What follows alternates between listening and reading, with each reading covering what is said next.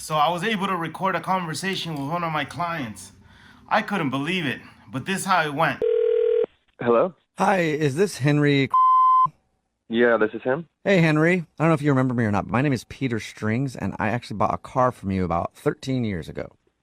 It was a maroon Honda Civic four-door. Okay. Yeah, I mean, that was a long time ago now. 13 years ago. I'm glad you have the same phone number. Yeah, same number. Yeah, so here's the situation. The other day, the air conditioning stopped working, so I'm going to need you to pay for half that repair bill. Are you serious? Yeah, I was driving the car around, and then the AC went out, and I was thinking like, oh, okay. Did Henry just sell me a lemon? I mean, like you said, that was 13 years ago. That was Right. That was already an old car when I sold it. Right. That was, there's no warranty on this kind of thing. You seemed like a stand-up guy, and I thought you were someone who wouldn't screw me over. So, Man, that's not screwing you. You buy something that long ago and that old. That doesn't mean anything that goes wrong with it. I'm going to take care of it. I'm sorry. you sold me a car with faulty air conditioning. No, the air conditioning wasn't faulty 13 years ago when I sold it to you. All right. Yeah, sure. You put some sort of patch on it, right, to make it last just long enough.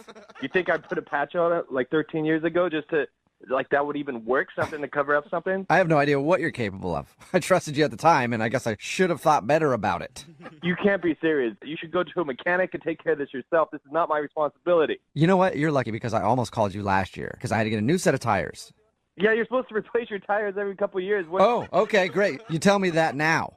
I mean, is this your first car, man? What's wrong with you? It's the first time anybody's ever sold me a straight-up lemon. Yeah, and I have a problem with that. You do this for every little thing you buy 15 years ago? Is there a list of people you're calling trying to scam people off of? Well, when things don't work, then sure.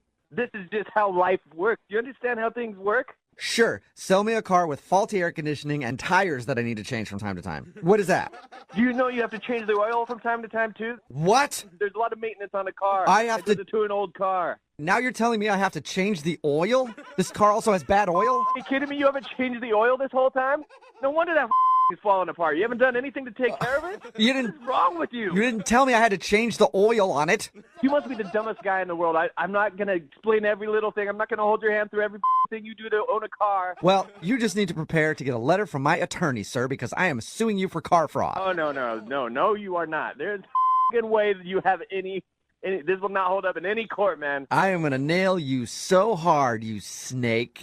Oh, you just tried to, you weirdo. I've recorded this conversation, and you just admitted to me that you sold me a car 13 years ago with faulty air conditioning, faulty oil, and tires that wear down.